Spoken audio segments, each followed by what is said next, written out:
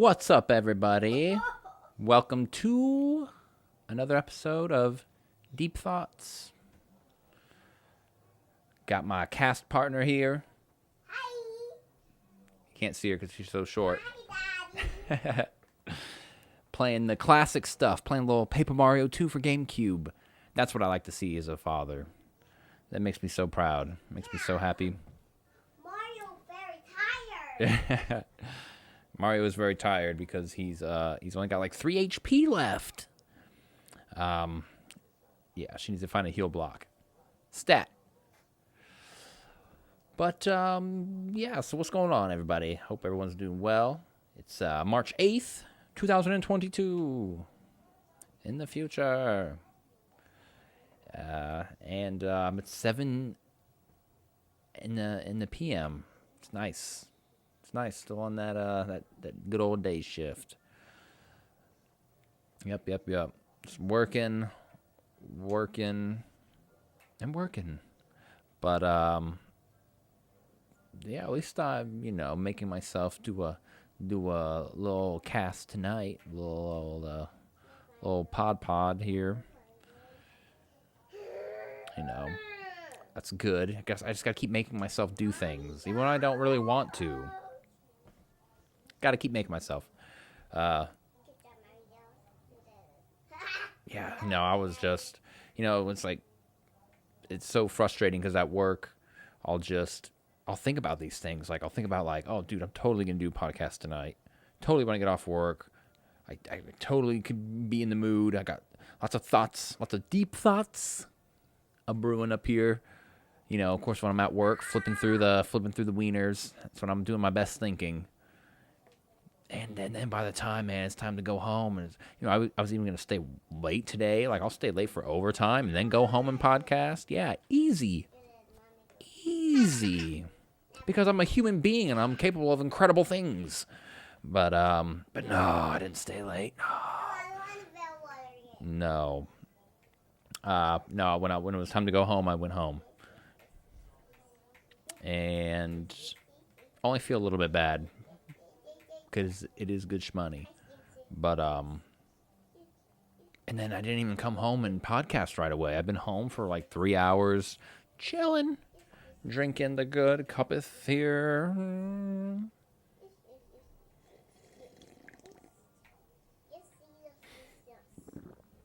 If coffee was crack, I would look like such an addict. My big cuppeth. Oh, the cuppeth floweth with the coffee. Made myself some pour over there. It's only about my 10th cup today. Just my 10th cup. The coffee has been on the rise a little bit lately. I don't know what it is. It's because I'm up so early at work, and I need at least 3 cups to get going, and then it's like have a cup or 2 on my breaks. But then I can't stop after that. No, I need more when I get home, Good job.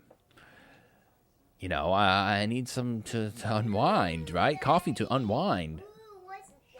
It never ends, the coffee drinking. But I know it's probably not great. And as I get older, it's going to be probably worse on me somehow. Man, I have to go to the bathroom so much at work, and I just hold it in. I just can't, sometimes I can feel, my bladder like about to just pop, just explode, I mean, it can't be good holding in all that pee for long periods of time. Sometimes it dribbles out a little bit. Won't lie. Might be wearing some diapers here at work.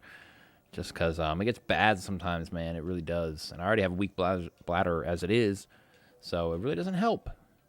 All the coffee. Sometimes I get a little racy. That's just how you're alive. Right, I bet the most live feeling in the world is getting a nice hit of some methamphetamines or something, and man, those people, I bet you feel alive when that hits.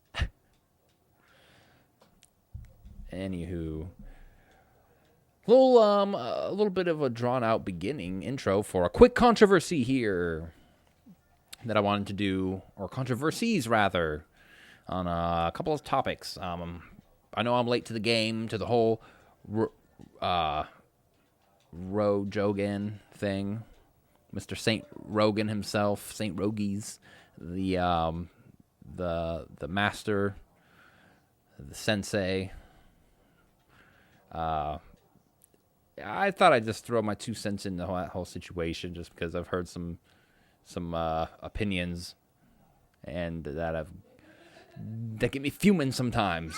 I can't let it get to me though. I can't let myself get to fuming over dumb stuff like this, because then I'm no better than the people that I want to call dumb. Busy. And no. You're trying to get me to play. No, don't tempt me. At the end of the day, it's all of our opinions, right? And I know, throwing in the millionth opinion, being mine or whatever, isn't going to add much, probably, to the conversation. Anyways, interruptions.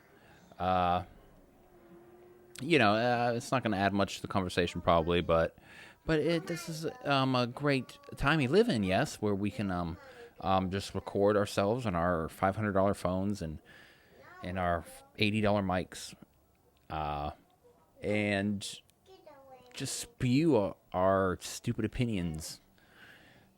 It's I think it's a good thing. And then you have other people who would agree it's a good thing until they hear opinions that they don't like, and then all of a sudden they want those people censored, and they don't want to hear what those people have to say. I think the more open, the better. The more available space that we all have and share together to give our stupid opinions, the better.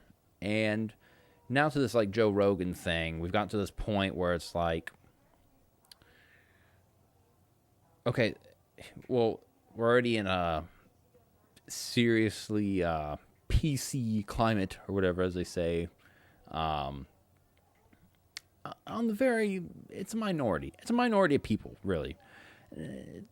Nobody likes, there's certain things that we all agree are heinous and horrible, and disgusting, but majority of people, I believe, do not want others to be silenced or censored for saying stupid things or things they don't agree with. Offensive things, racist things, but the people need to have their right. They got to have the right to say whatever they want. I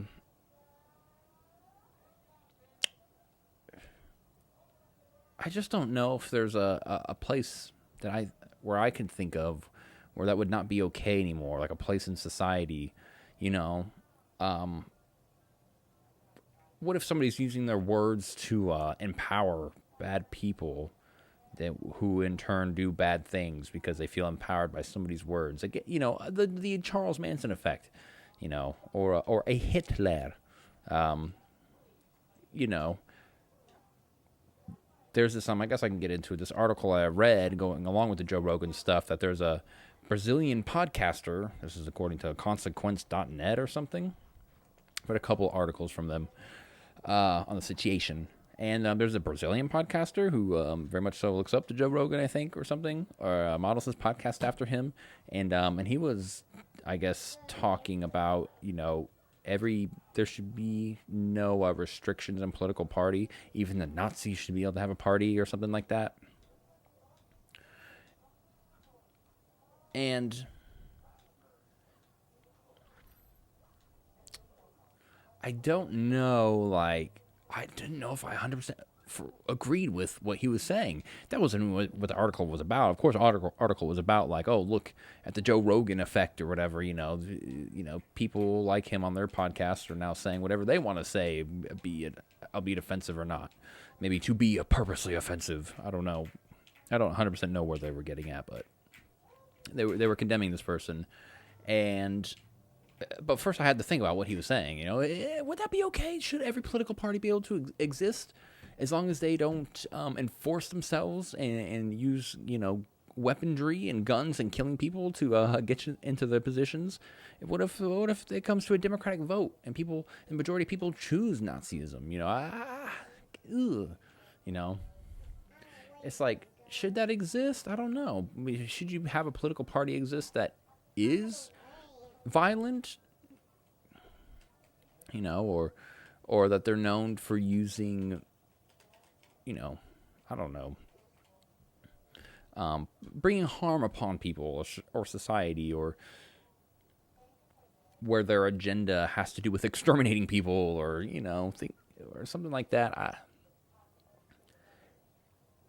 Because I do want to live in this free world where the people have the right to choose which direction we go into, and I don't know, I might be going off on a little bit of a tangent here, but to go back to Joe Rogan, it's like, okay, so now he did a couple of things. For one racist thing, and then the other that people have that people have a really big problem with now is misinformation. Ooh, I hate that word. People today have just the biggest habit of just ruining words. Gaslighting is ruined. I hate that. What else? Woke was ruined a long time ago. Misinformation now. Misinformation. You see that word everywhere, dude. Everywhere. Oh my gosh, it's just like when you see large groups of people, specifically organizations belonging to corporations, who all are saying, "Hey, this thing is misinformation." Do you really not go, "Is it? Is it though?" I can't believe some people just automatically believe, "Oh yeah, that's misinformation." Yes, misinformation. Oh, misinformation is bad. It's so bad. It's so deadly. Misinformation. You can't be spreading misinformation. Misinformation. It seems like it's kind of like another word that I hate, the whataboutism or whatever. I hate that. It's like people love to just throw up. It's like they're playing Yu-Gi-Oh cards, and they, when somebody's like, "Hey, I got a point," they throw down their trap card. Whataboutism? Whataboutism? You can't speak anymore. You can't say what you're about to say anymore. Ha! Whatever you're about to say is invalid now. I hate words that try to make other people's words all of a sudden meaningless, or they make an excuse to not listen to that person. Like, "Oh, that's misinformation. Nope, that's misinformation. La la la la la la la, misinformation." It's like, no, listen to the dang person with an open mind, and then go and do your own, personal research and come to your own conclusions, man. It just boggles my mind that. So with this whole Joe Rogan thing, first off, let's talk about the racist thing.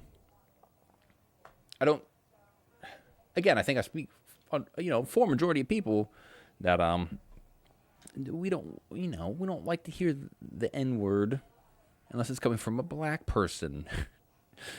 I don't think any of us like to hear the ER, but Joe Rogan, throughout several years during random podcasts, apparently has dropped some ERs, and I could not find the original video, but a video was created by some lady, I can't remember her name, an actress or a singer or something like that, who made a compilation of Joe Rogan saying the N-word, and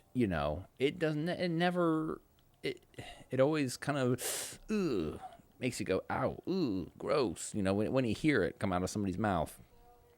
And just hearing a compilation, a randomly cut up video of somebody saying it,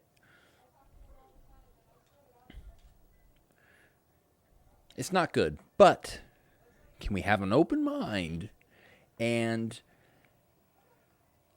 go, well, I want to hear the whole conversation. Is it okay to ask for the whole conversation of why the word was said? I mean, to be like, it's very easy to be like, well, it just shouldn't be said ever. No one should ever say it or have any reason to say it. It's like, are things that simple? I have never been put in a position where it's slipped out. I managed to stay clear. So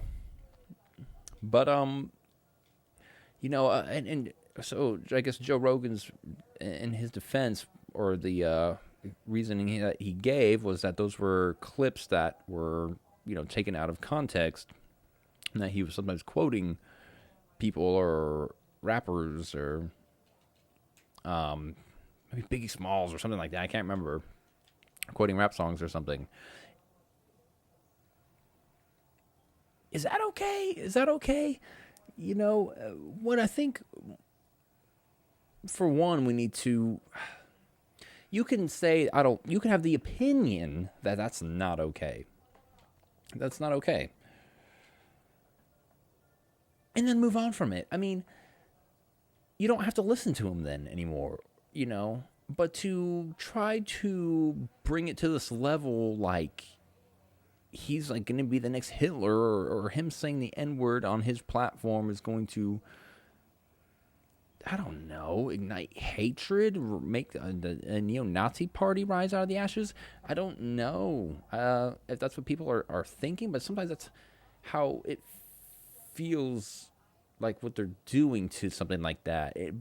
I hate to say it, but maybe exaggerating or blowing it out of proportion.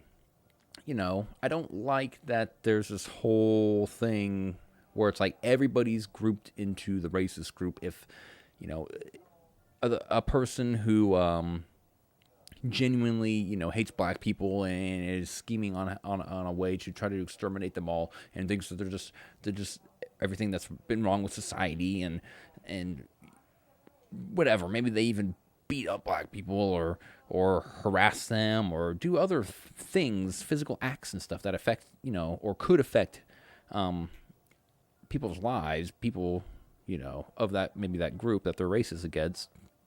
It's the same category as an old white lady who does microaggressions. I just don't.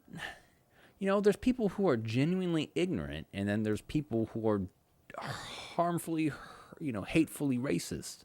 And I think you got to dissect everything. You got to separate those two things. And if you're not willing to, that's fine. But what is this thing though that what is it called again? Oh yeah, cancel culture. Why has it always got to come to that? Why? Just why? Who's leading these charges? I don't know if it's regular everyday people or if it's just news organizations, and there's very clearly something going on with the news organizations against Joe Rogan. Very clearly, it's almost so obvious. I think this is my biggest problem with this whole situation. Don't like, Joe, what you found out about Joe Rogan, for one, because these are clips stringed along across, a bunch of his podcasts. The man has done like 1,200, 1,300 podcasts. He's been doing it for over like 10 years. If you've really been watching him for a long period of time, you probably would have already managed to see one of those. And if you didn't and you were hurt by it and you don't want to listen to him anymore, I understand. Don't listen to him. I guess I should have prefaced this by saying I don't really, listen to Joe Rogan much anymore. I was into him a few years ago. I think when like everybody was, and a lot of people still are, of course. But I've managed. I just started finding some other podcasts to listen to. He was one of the first that I ever got into, and there was obviously there's something appealing about him and his podcast. The kind of diverse guests that he has on, and the conversations that they have for 3 to 4 hours. Whether it be with one of his comedian friends or a quote-unquote expert on something, he's managed to bring about very interesting conversations to listen to. And can you deny that? I mean, even if you have this bias towards him now and his opinions about certain things, or even, maybe now you think he's just a racist, can't deny that he's had, interesting conversations in the last 10 plus years on his podcast. If you were a listener, maybe you never listened to him and never gave him the chance, and now you definitely don't want to give him the chance, so be it. You might be missing out. I think it's important to, or you might not be. I'm not, that's not what I meant to say, but what I'm saying is you don't really know if you're missing out or if you know the whole truth or the whole context of every situation unless you do go and listen to him or go listen to some of his episodes.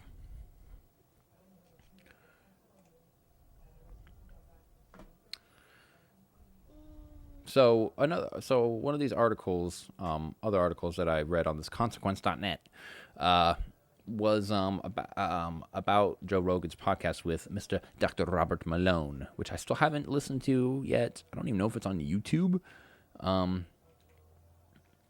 But this is the one that obviously sparked the most controversy and supposedly is the, tippy top of Joe Rogan spreading misinformation.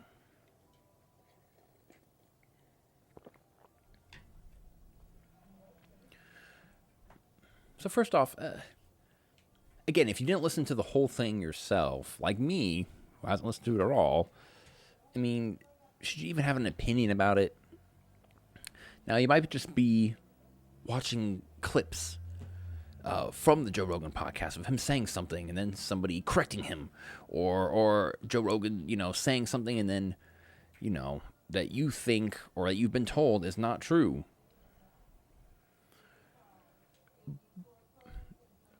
Again, look into the full situation yourself before coming to your own conclusions.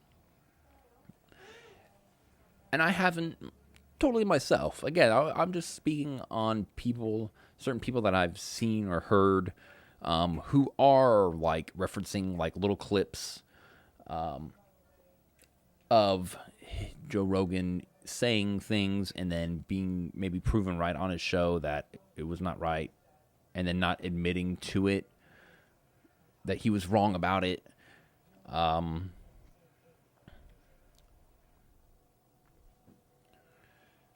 so this, and I don't even know. Like I said, I haven't even seen all the examples of the Joe Rogan misinformation, but apparently people have this opinion that he's spreading so much misinformation on vaccines and reading the wrong stats and stuff. I don't know if people have just seen one or two clips and they've already come to this conclusion, but people are going really hardcore about this specific opinion Joe Rogan has more than any other opinion that he's had on something.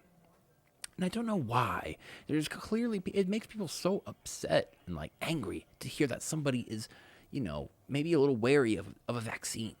It's crazy how people just go, what? You're against the vaccine? You're the reason why people die and blah, blah, blah. And you're so stupid. I'm brain dead. People go immediately to like the name calling and stuff. And, I've heard people say like, oh, Joe Rogan's brain is fried from psychedelics. He's speaking so stupid and saying so many dumb, stupid things. So dumb, stupid.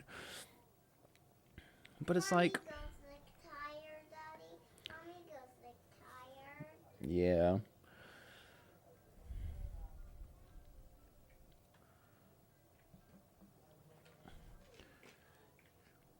And I'm not going to, say Joe Rogan hasn't said some, say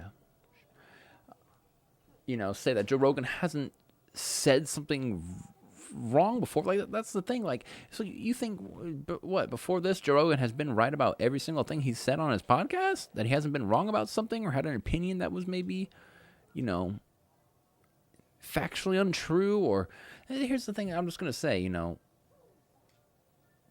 people will look to that clip of Joe Rogan being proven wrong on his podcast right there because, Jamie pulled up like one article that didn't 100% coincide. And again, people nitpick so much. Again, I'm going to do that too. It's like you pick one thing that Joe Rogan said out of, however long of a podcast, and he was saying like, oh, he thinks people are going to require vaccines in grocery stores. Then he reads an article that says it's going to be a mandate everywhere except grocery stores. And just because he didn't totally like say that out loud or, admit that he was wrong about it, like, you understand the whole thing. He was talking about vaccine mandates, and that article said that they were going to have all these mandates for everything except grocery stores. But it's like,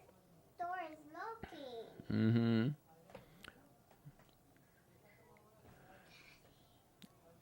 Not right now. I'm busy, Nicia.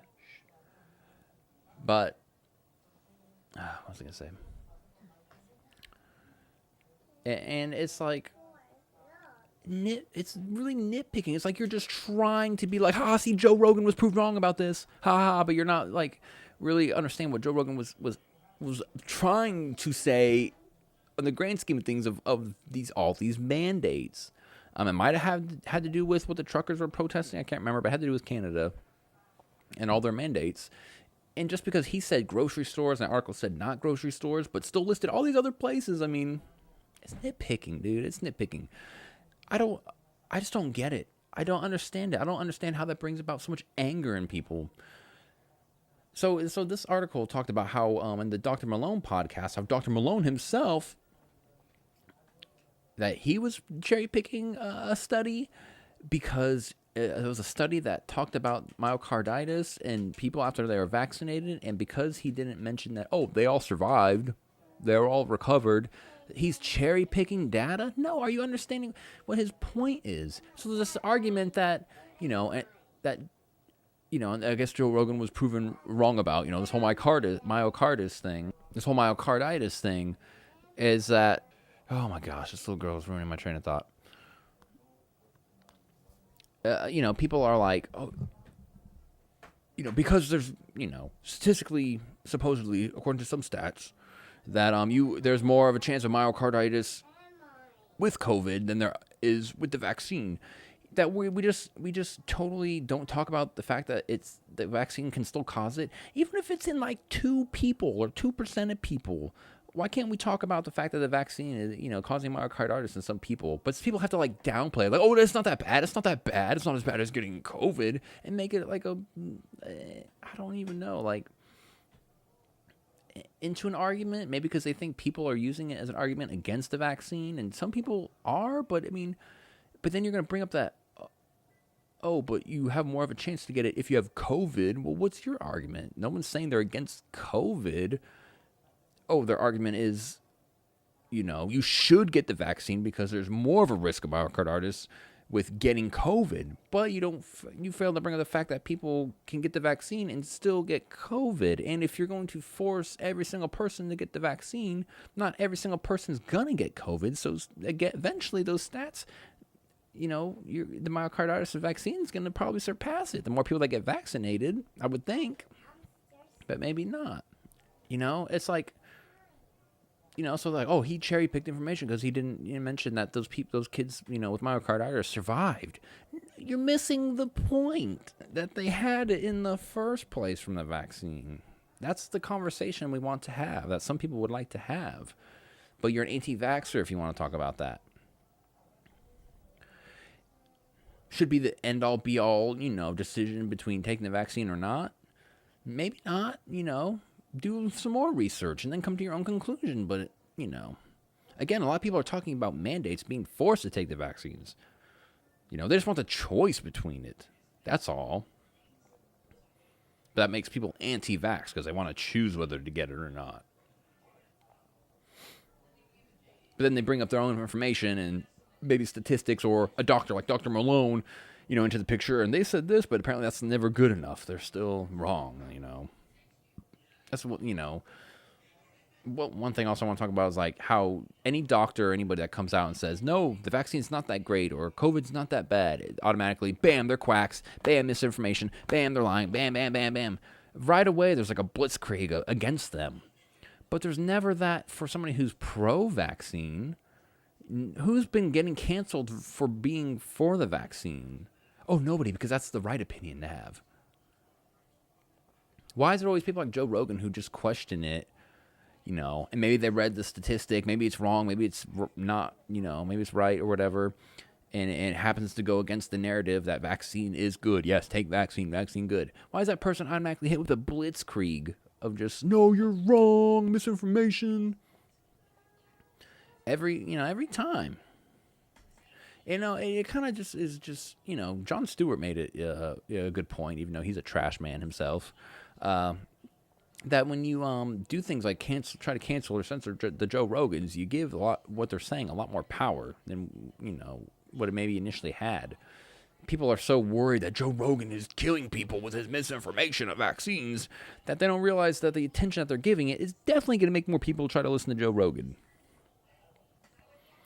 That's what I want to like talk about is the everyday people who are mad at him. Maybe the fans that are that are mad at him. They don't think that for some reason they hold him to this high standard that he must be right about things or share the correct information and or admit it when he's wrong or own up to the fact that he's wrong. Maybe those people are not going to watch him or listen to him ever again. Whatever.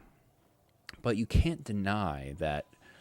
You also have Don Lemon on that side, and people, CNN and the news, who are just constantly trying to, they're talking negatively about him, and they're trying to bring negative light or attention to him. And that's got to make you wonder why, man, right? I don't know.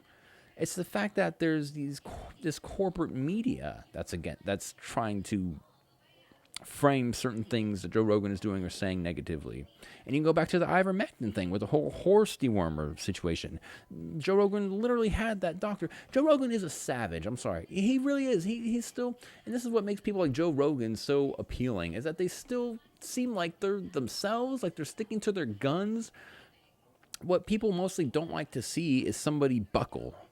You know, yes, admit when you're wrong, but if you really don't think you're wrong, don't admit it. You know, that's my thing. Don't. Stick to your guns then.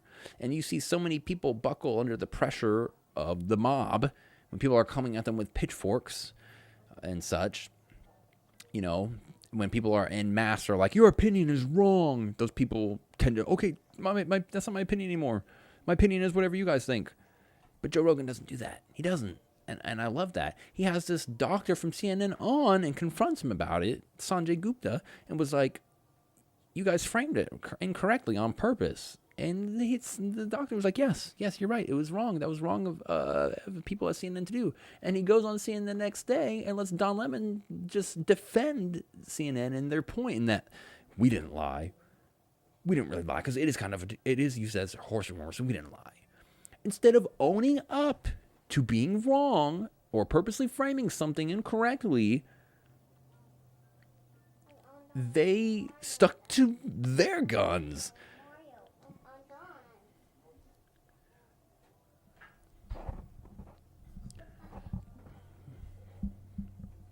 A couple of last points with that situation.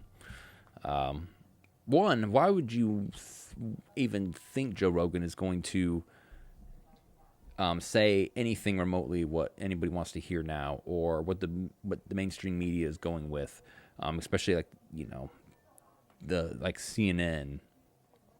You know, he literally had their doctor on, and then he went back on CNN, and they just totally like crapped on Joe Rogan's conversation about it, and didn't own up to anything, didn't, you know, apologize for anything. How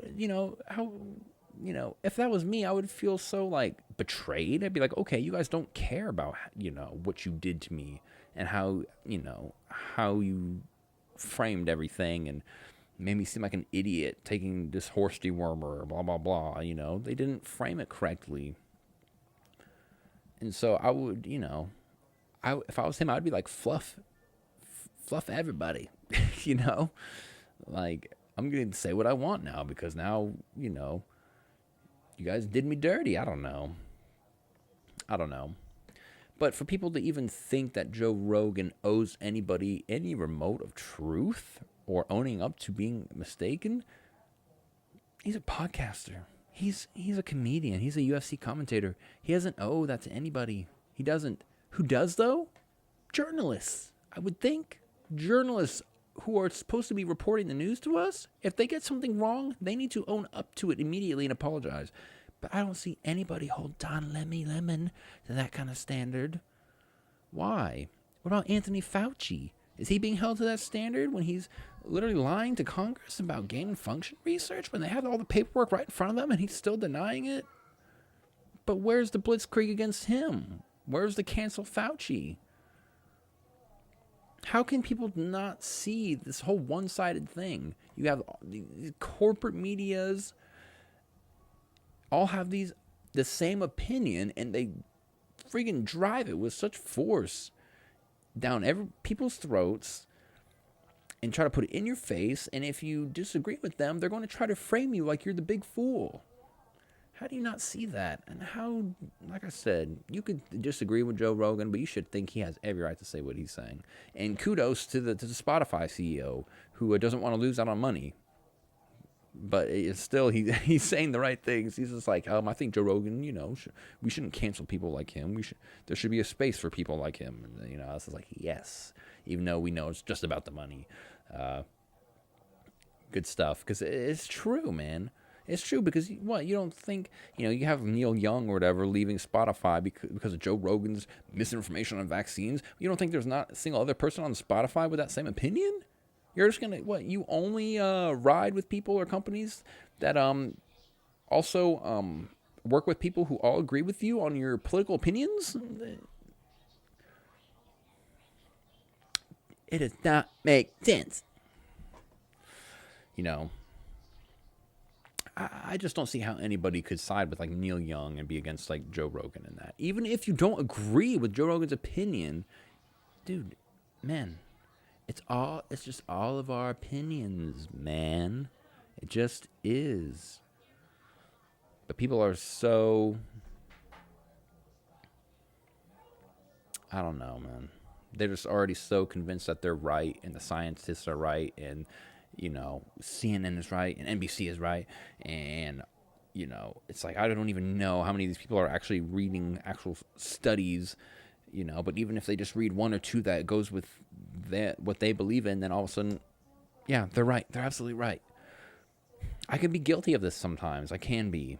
And I'm still trying to find that balance of like, I want to be well-rounded, like knowledge, I want to be well-rounded in knowledge and information and try to feed my brain as much as possible. But with so little time, it is difficult. And we can't help but have our bias, and that gets in the way a lot and tends to control what we end up believing in.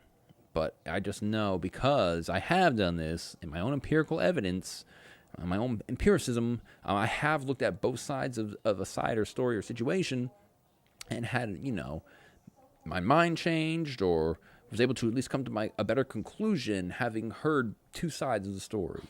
And I just don't see why anybody would be against that. Just be open-minded to all sides. Let people speak their minds and their opinions, even if you disagree with them. Joe Rogan his misinformation is not killing people. It's not. I think Mr. Russell Brand brought up a good point, that Rachel Maddow once was saying that the vaccine is like 100% working. And then now it's like, just trickled down to doctors being like, nah, we were too optimistic. Of course, they were wrong at first, because some people are wrong at first. But nobody holds them accountable or wants to hear their apology or anything. No, we just move on to the next thing. And the next thing, when it comes to two sides of the story, how about Ukraine? Some juicy, good stuff I've been reading a bit lately about Ukraine. Do we really know what's going on over there? Do we really? I love it when something happens and everyone first has this one side or opinion about it. I.e., Russia invaded Ukraine, Russia bad. That's all you just heard. That's all.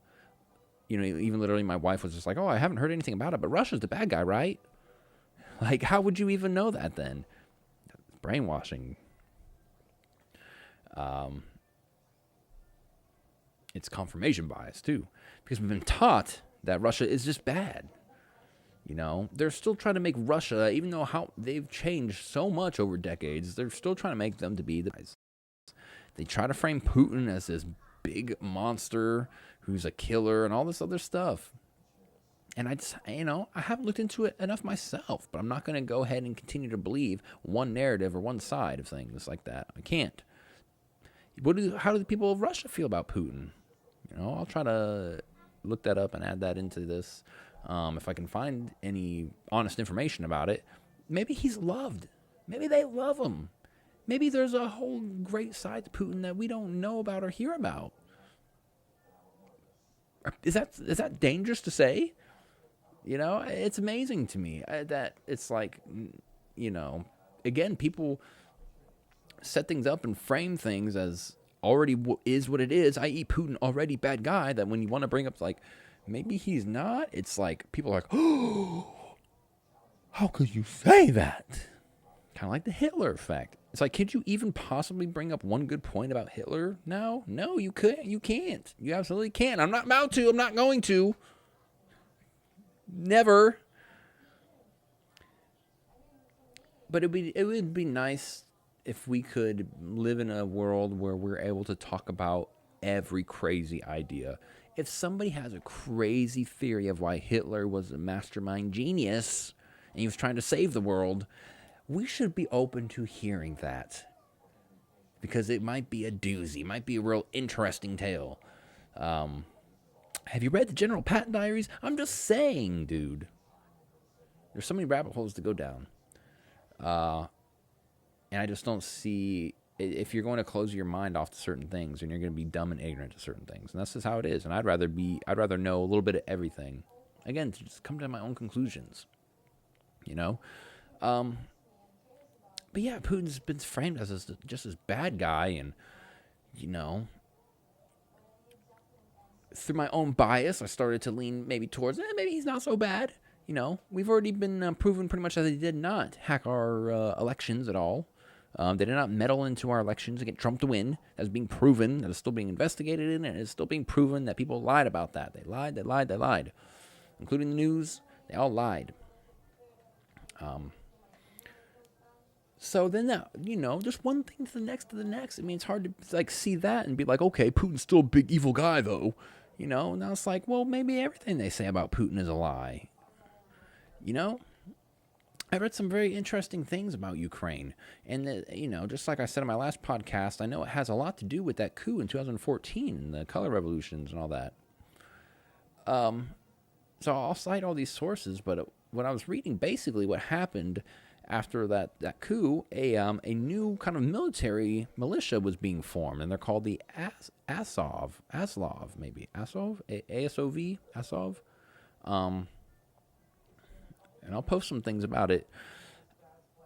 And, you know, there's these videos of them marching and doing these rituals and stuff like that with torches and stuff and just weird stuff. And supposedly the insignias that they have are very Nazi related. You even had articles written back in like 2014, 15, 16, covered by Vice and I think The Guardian, or maybe The Telegraph or something, and even BBC. Calling this group a neo-Nazi group. And now,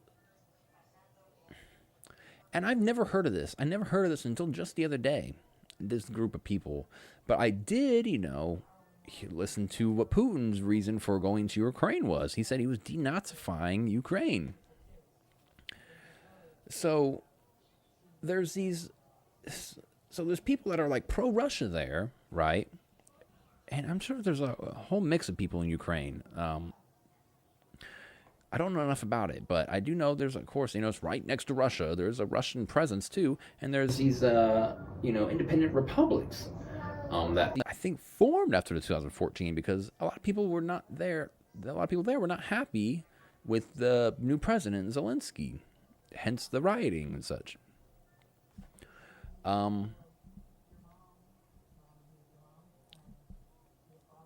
So now I'm reading that this group, this Azov group, has been fighting the Russian separatists.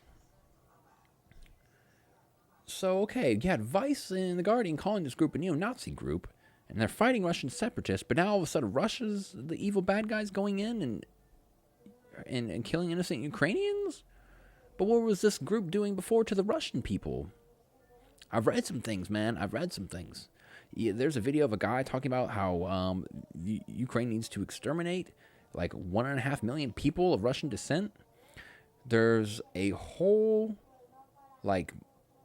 motto or guidelines that this Azov group follows, and it has a lot to do with retaining European identity and how important European people are, and that's the only group of people they need, and they are against this multicultural modern world that we live in. What does that sound like to you? White supremacy, Nazis from this group, this Ukrainian group. Now, how did they become about? Again, here's some information that I read. Literally being given money from the United States and Canada, as well as being funded by George Soros. Can we get into George Soros? Soros, the big boogeyman himself. I mean, this guy, you know, you read anything about him, and it's just all about either, you know, he's a very rich Ukrainian guy who can bring down economies and has before and has so much influence and this and that and this and that. But then they stop there, and then you got like the conspiracy theory side that he's literally, you know, leading the new world, trying to create the new world order or a new, you know, satanic global government or things like that. And but people, you know, regardless of which how right either of those sides are, or how deep you want to go into the situation, he doesn't seem like a great guy, even if you listen to interviews with him and stuff. His like father was like, helped fund the Nazis, I'm pretty sure. I mean, and the guy, I think even admits that the Nazis were right or something. And here he is funding a neo-Nazi group with the United States of America under the Obama administration. And then when Trump came in, you could see that he cut funding to Ukraine. And I'm pretty sure there was an uproar to that. Because now there's all of a sudden this victimization of Ukraine that they need to defend themselves against the big bad Russians. But who needs to defend themselves? The Nazis? We need to help the Nazis fight the Russians? Because last time it was the other way around. We helped the Russians fight the Nazis. Now we're helping the Nazis fight the Russians? Dude, what is going on? Does anybody know? That's my whole thing. Does anybody really know what's going on out there? I don't think so. And even when I think I'm really right about something, I got to step back, take a deep breath, and admit maybe I am wrong, and I need to look at that other side that I freaking hate to listen to sometimes because it comes from very annoying people and annoying voices.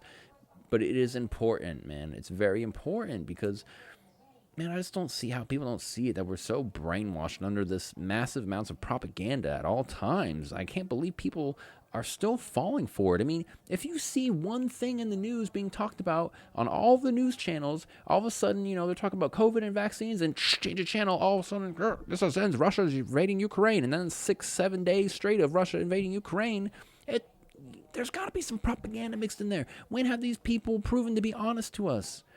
How can people still trust these multi-billion-dollar media organizations? They're all talking about one story. There's only one thing going on in the world? Is this the most important thing going on right now? What else are we missing? Because they're only talking about one thing. That's what they do.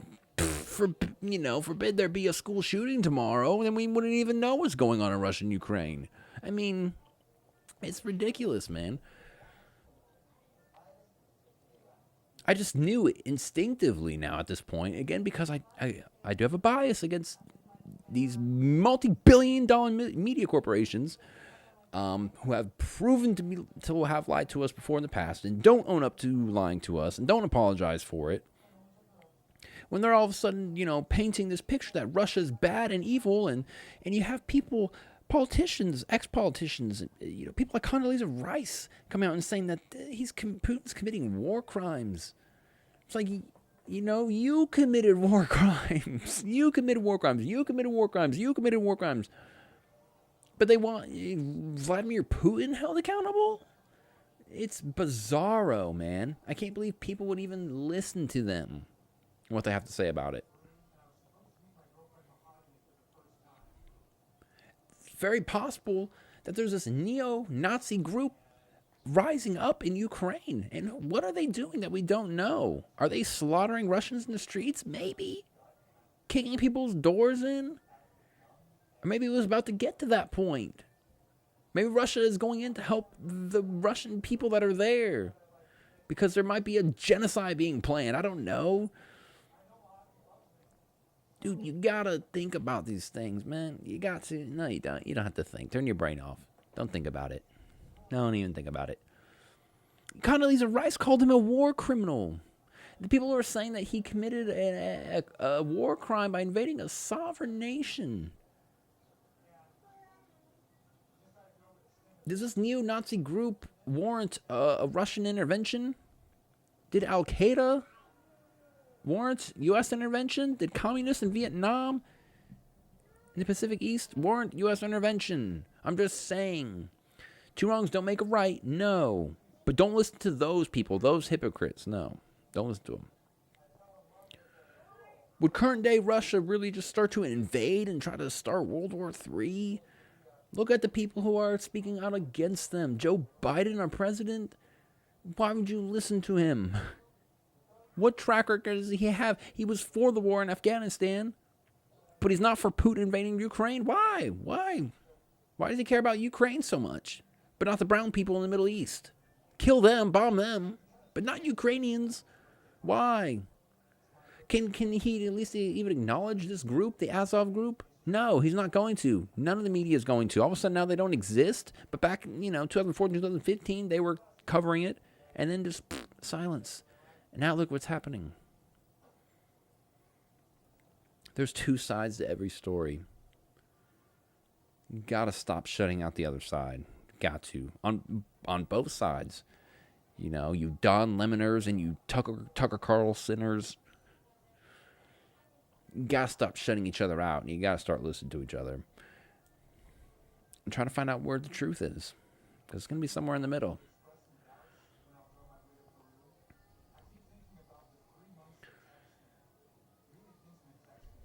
I have my bias, and we all do.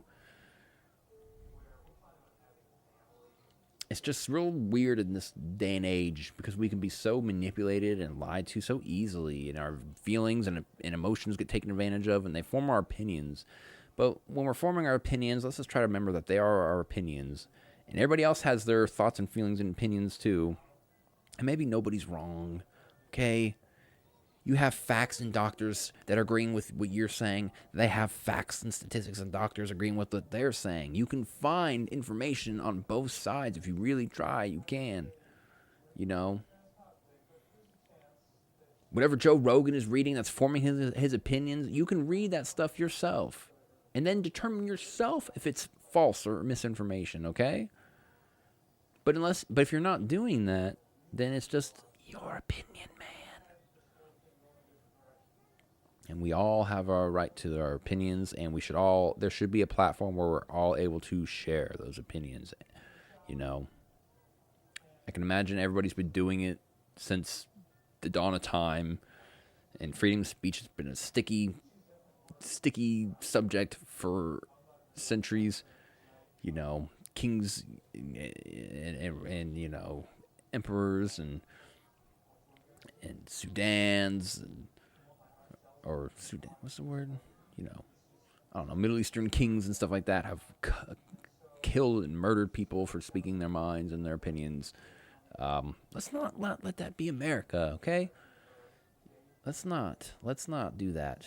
And even metaphorically by canceling people, let's just not. Whether you think it's misinformation or not. Whew. Got a little fired up. The coffee hitteth. Is that all I wanted to say about this? I think so. I went on longer than I planned. Good stuff. This is going to be it for this Deep Thoughts. It sounds like my daughter made a poopy. Gonna have to go clean that mess up. It's been Deep Thoughts. Hope everyone's doing well out there. Try to stay informed. And as much as you can, but stay open-minded, too, and loving and empathetic towards people. I know people on the left love to say that, unless you're Joe Rogan. Then all of a sudden, you're dumb and stupid. Unless you're anti-vax, all of a sudden, then you're so stupid. Yeah, no. There's no love on that side at all. That's why I went away from that side. But remember to think freely, think often, everyone. I love you guys. Until next time.